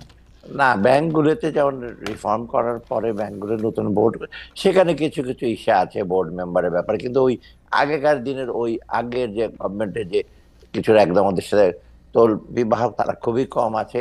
তবে নাই যে সেটা আমি বলবো না, ওরা আছে, ভেতরে ভেতরে আছে। তো এটাকে চেক অ্যান্ড ব্যালেন্স। আর পুঁজিবাজারের ব্যাপারটা আমি বলি, পুঁজিবাজারটা ধ্বংস করে দিয়েছে আগের দুই চেয়ারম্যান যারা। ওটাকে যেমন সালমান সুকুকের 3000 কোটি টাকা নিয়ে চলে গেছে সুকুক বন্ড, এবং এটা বন্ডটা ফাইন্যান্স করে সোনালী ব্যাংক হিসেবে টাকাটা নিয়ে চলে গেল। সেই রকম আপনার শুধু সালমান রহমান না, কিছু কিছু বড় বড় এসে যারা so call asset management company crore crore টাকা, 100 কোটি টাকা নিয়ে গেছে, কয়েকজন আবার কেস করেছে, মানে এখন খুব ভালো ওরা কেস করে জিতবে। এখন যেটা একদম ধ্বংস করে দিয়েছে, যেটা ফ্লোর প্রাইস দিয়েছিল, যেমন এই যে আপনি ফ্লোর প্রাইস যেন না নামে, যেমন সালমানের সব ফ্লোর প্রাইস দিয়ে ঠেকে রাখছে, তার নতুন নতুন আইপিও দিয়েছে, সবাই মিলে কিন্তু একটা অরাজকতা ছিল। সেটা পুঁজিবাজারে এটা হয়েছে। আর স্মল যারা, ওরা ব্যাপারটা জানে না, ওরা দেখছে আগে ইন্ডেক্স বাড়তো, সূচক বাড়তো, ভালো। আচ্ছা, সূচক বাড়তো প্রিজামটিভ, আমরা শেয়ার প্রাইস 100 টাকা থেকে 200 টাকা আপনি বিক্রি করতে যান, 200 টাকা কেউ কিনবে না। কিনবে কোনটা? গ্রামীণ ফোনেরটা কিনবে, বার্জারেরটা কিনবে, লিন্ডেরটা কিনবে, তাই না? আপনি এখানে এগুলো আমরা বলি প্রিজামটিভ, এটা কোনো রিয়েলাইজেশন না। এবং ওরা নিয়ে হইচই করে, মিছিল দেয়, পুঁজিবাজারে বাঁধে। এখন এই চেয়ারম্যানকে বাইরে করা হয়, he is one of the most honest person, very efficient banker, city ব্যাংকের চিফ ছিল সে। এখন সে এসে করছে কি, সবগুলো যেমন বেক্সিমকে সে 120 কোটি টাকা জরিমানা করলো, সাকিবকে 50 লক্ষ টাকা জরিমানা করলো, নিয়াজ মোর্শেদকে ধরছে। আর লোকে বাজে সাফেকে কি ফেরেস্তা, এই ফাইনটা কিন্তু 2022-23 সালে নির্ধারণ করার জন্য নেয় নাই কেউ। সে বলছে টাকা দাও, কয়েকদিন আজকে আবার একজন কালকে না পর্যন্ত 120 কোটি টাকা দিতে হবে। এইগুলো করার জন্য মার্কেটটাকে কারেক্ট করার জন্য সে চেষ্টা করছে যে বাজে লোকগুলো, আর তার মধ্যে থেকে যারা করা যেটা পুঁজি ভেতরে ছিল তারা কদিন আগে অ্যাটাক করেছে, এই করেছে, ওরা কিন্তু পার্ট অফ ইট। অনেকে বলে থাকে যে আপনি দুইটা গুরুত্বপূর্ণ পদে আপনার কোনো আত্মীয়কে না বন্ধুকে পরিচিতকে নিয়োগ দিয়েছেন, এই কথা কি ঠিক যে পুঁজিবাজারে আপনার কোন আত্মীয়কে নিয়োগ দেওয়া হয়েছে গুরুত্বপূর্ণ পদে? মাকসুদ আমি যে ওরে সিটি ব্যাংক হিসেবে জানতাম, বড় কোন ব্যাংকে আসে, আর গুরুত্বপূর্ণ পদ কোথায় বলেন? আর আমার আত্মীয় ক্লোজ প্রধান কেন, ছোটখাটো চাকরিতে কেউ যায় না এখন পর্যন্ত। আমি তো খুব আমার আত্মীয় স্বজন আমাদের সেইটা অবশ্য আপনার। যাই হোক, একটা অভিযোগ চলছে স্যার, সেটা হচ্ছে যে 16-17 বছর আগে যারা ক্ষমতায় ছিল, মানে 16-17 বছর আগে যারা ক্ষমতা ছিল, অর্থাৎ বিএনপি, যাদের বিরুদ্ধে আর্থিক দুর্নীতির মামলাও ছিল, অন্তর্বর্তী সরকার আসার পর সেসব মামলায় অভিযুক্তরা দ্রুত খালাস পেয়ে যাচ্ছেন বা গেছেন অলরেডি। এই 15 বছর করা অনেক মামলা থেকেই তারা খালাস পেয়েছেন। এই খালাসগুলো আপনি আসলে কিভাবে দেখছেন? মানে কিছু তো পলিটিক্যালি হয়েছে, কিন্তু কিছু তো আসলে কিছু সাবস্টেন্সও আছে, তো তারা যে এত দ্রুত খালাস পাইতেছে, এইটা কেমনে? মানে সেটা আসলে প্রেক্ষিতটা চেঞ্জ হয়ে গেছে। তো এখন হচ্ছে কি, যারা যারা খালাস পাচ্ছে, বিশেষ করে পলিটিক্যাল গুলো তো খালাস পাচ্ছে বিকজ পলিটিক্যাল রিজনে করছে, এই যে চিফ জাস্টিস বা জাস্টিসরা দেখছেন। আর বাকির যে আর্থিক, সেটা ওরা তখন দেখছে যে রিলেটিভলি আরো বড় বড় কেলেঙ্কারি হয়েছে, যেগুলো মোর সাবস্টেন্টিভ। আর যেগুলি বিএনপি না, এগুলো মোর আপনার এভিডেন্স খুব বেশি পাওয়া যায় নাই বা তেমন সাবস্টেন্টিভ না, ওই বেসে তারা ভাবলো যে এত উইক একটা ইস্যুর মধ্যে আমরা কেন পার্সু করি। কারণ আমাদের দৃষ্টি হলো যেগুলো দেখবো কংক্রিট আছে, যেন আপনাকে বললাম 430 কোটি টাকা চলে গেছে, এটা তো কংক্রিট এভিডেন্স, ওটাতে পার্সু করা তো বেটার, যে ব্যাংক স্টেটমেন্ট ওদের নাম আসছে, এবং এই যে সালমান রহমান যেটা নিয়ে গেছে, সালাম যেটা নিয়ে গেছে, এগুলো তো কংক্রিট, মানে হ্যাঁ, অতএব এইগুলো তো আপনার হাতে এখন ওইটাতে কিছু কিছু ছাড়া পাচ্ছে। আরেকটা জিনিস দেখবেন, ইসেতে কিন্তু আমাদের জাস্টিস হিসেবে মানে জুডিশিয়াল আমাদের ইনফ্লুয়েন্স নাই। যেমন কয়েকদিন আগে সিকিউরিটি কমিশন একটা কেসে হেরেছে, সেটা একটা বিরাট একটা এসে আর কি ম্যানিপুলেটর, বুক টাকা সে দেশে নাই এখন, 100 কোটি টাকা নিয়ে হাইকোর্টে কেস করে, হাইকোর্টে বলতে না, যেটা সিকিউরিটি কমিশন এটা রং, তখন সিকিউরিটি কমিশন আবার অ্যাপিল করবে। অতএব এবং ওরা কিছু কিছু আছে যে টাকা পয়সা বানিয়েছে, দরকার হলে মিছিলের জন্য টাকা দেবো, ব্যানারের জন্য টাকা দেবো, ঢাকা স্টক এক্সচেঞ্জ আর সিকিউরিটি কমিশনে দাঁড়িয়ে থাকবে, গিয়ে ভেতরে ঢুকবে, এগুলো কিন্তু আমরা উই নো দ্য ইনফরমেশন। ওকে। এখন হচ্ছে কি আমাদের এই গভর্নমেন্ট খুব, এই গভর্নমেন্ট কিন্তু খুব একটু সফট হিসে, আগে হলে তো তাদের ধরে নিয়ে আসতো, এজেন্সিকে বলতে ধরে নিয়ে চলে যাও, that we don't want to তা ডু। তো ধরতই। আচ্ছা স্যার, একটা হাইপোথেটিক্যাল প্রশ্ন করি যে ডক্টর মোহাম্মদ ইউনূসকে আদালতের নির্দেশে বেশ কিছু টাকা ফেরত দিতে হয়েছিল, 100 কোটি 500 কোটি বা হোয়াটএভার কোটি। এখন এই সরকার থাকলে কি এটা আর উনাকে ফেরত দিতে হইতো না? মানে উনি কি আর আদালতে এই টাকাটা দিতে হইতো না? তাহলে যদি না দিতে হইতো, তাইলে উনি যে এটা দিয়ে দিছেন এটা কি উনি ফেরত পাবেন? মানে হিসাবটা কি? মানে এটা কি উনারে মানে অন্যায় করে দিতে বলছিল, নাকি এখন না যে উনি সব মামলা মানে ব্যাপারটা এরকম পরে যখন আমাদের ইতিহাস লেখা হবে তখন কেমন লেখা হবে যে উনাকে কোর্ট 200 কোটি টাকা দিতে বলছিল, উনি রাজি হয়ে 200 কোটি টাকা দিল, এরপর আবার উনি ক্ষমতায় আসলো, এই মামলাগুলো আবার খালাস হয়ে গেল, মানে এরকম আরেকটা মামলা। না এটা এটা এটা এটা কিরকম? না, ইমপ্লিকেশনটা আমি ডিপে বলে দিতে চাই না। এটা হলো সেই সময় যে মামলাটা করেছিল ওতে কিছু মেরিট হয়তো ছিল, বলেছিল, এখন উনি এটাতে ইসে করেন নাই, এখনো পার্সু করেন নাই। বাকিগুলো কিন্তু, এটা কিন্তু অনেকগুলো মামলা, এই যে ওয়ার্কার্স ফান্ড কম্পেনসেশন ওগুলো নিয়ে, তাহলে বাকিগুলোতে কোনো মেরিট প্যানে যেটা এটা ইসে করেছে, এটা কিন্তু আগে মোটে, যেমন আমি বলি ইউনূস সাহেব যখন গ্রামীণ ব্যাংক ছাড়লেন, কেসে হারলেন, এটা কামাল হোসেন সাহেবের মতো লোক গিয়ে ডিফেন্ড করলেন, এবং রেহমান সাহেব তখন চেয়ারম্যান ছিলেন, তখন তাকে এক্সটেনশন দিল। ওরা বলে যে এটা রেশনাল ডিসিশন, বাংলাদেশ ব্যাংক থেকে কোনো অবজেকশন দেয় নাই। কিন্তু যা এটা করেছে এক ব্যক্তি, আপনি জানেন কে ছিল, তার হাজবেন্ড এটা লিখে টিকে জাজমেন্টটা দিয়েছে, আপনি নামই তো জানেন কে, আমি নাম বলবো না, যার স্ত্রী মন্ত্রীও ছিলেন, হ্যাঁ তারা গিয়ে দিয়ে আসছে, ওনার দিলেন। তো ওই রকম ম্যানিপুলেশন তো এখন আউট অফ কোয়েশ্চেন। লেট যে চিফ জাস্টিস যিনি আছেন উনি স্যার, অত্যন্ত ওরকম জ্ঞানী। ম্যানিপুলেশন না আসে শুনলে একটু মানে দ্বিধা লাগে, মানে এর চেয়ে কম আসে কিনা, মানে ধরেন ওই সময় 100 আসতো, এখন ম্যানিপুলেশন 20-এ নাইমা আসছে, আমাদের অবস্থা কি এরকম নাকি শূন্য? মানে না আমি কোর্ট আমার কাছারির কথা বলতেছি। না না, কোর্ট কাছে আমার জানা যায় বলে সিকিউরিটি এক্সচেঞ্জ কমিশন তো হারলো একটা কেসে, ও আচ্ছা এসে আচ্ছা আচ্ছা। কোটি কোটি টাকা নিয়ে গেল, ইনকোয়ারি আছে, কোর্ট বলছে যে ইনকোয়ারিটা প্রপার হয় নাই। এখন আমি ওদেরকে বলছি তোমরা প্রপার ইস্যু করে ইনকোয়ারি করো, ফাইন্ডিংসটা কি। কিছুদিন আগে বেক্সিমকে আমরা বোর্ড চেঞ্জ করেছি, সেটা তো প্রথমে স্টে করলো ওরা, ইন্ডিপেন্ডেন্ট 11 জন করে দিয়েছি, তো স্টে করলো, পরে আবার অ্যাপিলেট ডিভিশনে গেছে, অ্যাপিলেট ডিভিশন না প্রপার, তোমরা বেক্সিমকে ওই নতুন বোর্ডে চলবে। পুরনোরা গিয়ে যারা সালমানের সঙ্গী, তারা একটা কেস করেছিল, আমরা তো ইসে করি নাই, ম্যানিপুলেট করিনি, প্রথম বলছি স্টে হবে না। স্যার, আমাদের একজন দর্শক মানে অনেক আগে যেহেতু প্রশ্ন করেছেন, আমাদের অনেকে এই প্রশ্নটা করলো, উনার নামটা আমরা সামনে আনছি কারণ উনি অনেকবার এই প্রশ্ন করেছেন। ওনার নাম শাহাদাত রুবেল। উনি আপনার কাছে জানতে চেয়েছেন সরকারি চাকরিজীবীদের বেতন ভাতা বৃদ্ধির কোনো পরিকল্পনা আছে কিনা, বিশেষ করে নবম পে স্কেল বা মহার্ঘ ভাতা কোনো কিছু দিবেন কিনা, বিশেষ করে 11 থেকে 20 গ্রেডে কর্মচারীদের অবস্থা নাকি খুব খারাপ, এবং তারা যে একটা দাবি করেছে এটা আপনিও জানেন, এটা আপনি কোনো কিছু এটা নিয়ে আপনি বলবেন কিনা? না, এটা প্রথমত পে স্কেলটা কিন্তু একটা ডেমোক্রেটিক গভর্নমেন্টের পে স্কেল আমরা টাচই করবো না, আচ্ছা বুঝতে পারছেন তো, আচ্ছা। যেটা ডক্টর ফরাসুদ্দিন সাহেব করে গেছে, এগুলো কিন্তু আমরা করতে পারবো না। এবং এই জন্য আমরা কিন্তু একটা এসে আছি যে বহু বহু লোকের বৈষম্য হয়েছে, পে স্কেলে ঝামেলা হয়েছে, টাইম স্কেল বন্ধ করেছে, গ্রেডটা ঠিকভাবে করে নাই, এগুলো আমরা টাচ করতে পারছি না, কারণ পে স্কেল কিন্তু বেতন না, ভাতা, dearness allowance, time scale, promotion, ওগুলো সব রিলেটেড। এখন যেটা কিছু কিছু দাবি আসছে, বিশেষ করে ডিয়ারনেস অ্যালাউন্স, মহার্ঘ ভাতা, এটা সেটা, এটা আমরা দেখছি, এটা ফাইন্যান্স মিনিস্টার আমরা এক্সামিন করছি। এখানে হলো কি, এগুলো বিশেষ করে এগুলো তো আমি জানি যে কোনরা কারা সবচেয়ে বেশি এফেক্টেড, যারা একেবারে 10 থেকে 13, 1-2রা, ওরা এতটা না। তা আমরা এটা পর্যায়ে, কিন্তু এখানে কতগুলো জিনিস আছে যে আমরা যদি এটা করি, গভর্নমেন্টের ওই মহার্ঘ ভাতাটা, এখন এটা কিন্তু ইনফ্লেশন একটা টেন্ডেন্সি, চট করে কয়েক হাজার কোটি টাকা তাদের হাতে যাবে, হাতে যাওয়া মানে অনেক দূরের পুঞ্জীভূত টাকা তারা খরচ করবে, তাই না? এটা আমরা একটা কষ্টে দেখছি, টাইমিংটা সেটা, তবে এটা সক্রিয় বিবেচনায় আছে, আমরা দেখবো কখন কি করা যায়।